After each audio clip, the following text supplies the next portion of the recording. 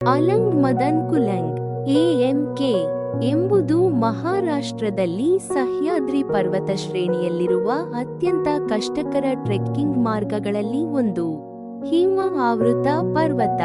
ಈ 3 ಕೋಟೆಗಳ ಶ್ರೇಣಿ ಅಲಂಗ್ ಗಡಿಗೆ, ಮದನ್ ಗಡಿಗೆ, ಕುಲಂಗ ಗಡಿಗೆ ಬಹಳ ಎತ್ತರದಲ್ಲಿವೆ ಮತ್ತು ಹತ್ತುವ ದಾರಿಗಳು ಬಲು ಕಠಿಣ.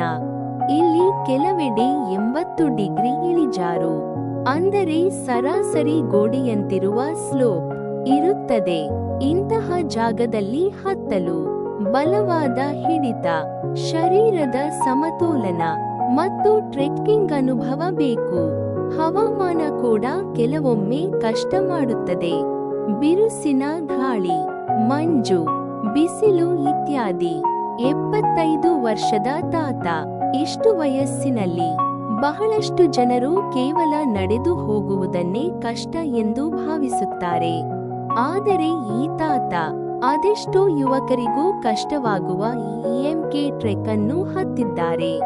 ಇದರಿಂದ ಅವರ ದೇಹದ ಫಿಟ್ನೆಸ್ ಮಾತ್ರವಲ್ಲ, ಮನೋಬಲ ಕೂಡ ಎಷ್ಟಿದೆ ಅನ್ನೋದನ್ನು ತೋರಿಸುತ್ತೆ.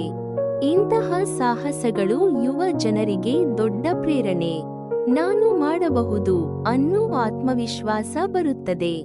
ಹೀಗಾಗಿ ಇದು ಕೇವಲ ಒಂದು ಟ್ರೆಕ್ ಅಲ್ಲ, ಇದು ವಯಸ್ಸು ಅಡ್ಡಿಯಲ್ಲ, ಮನೋಬಲವೇ ನಿಜವಾದ ಶಕ್ತಿ ಅನ್ನೋ ಸಂದೇಶ.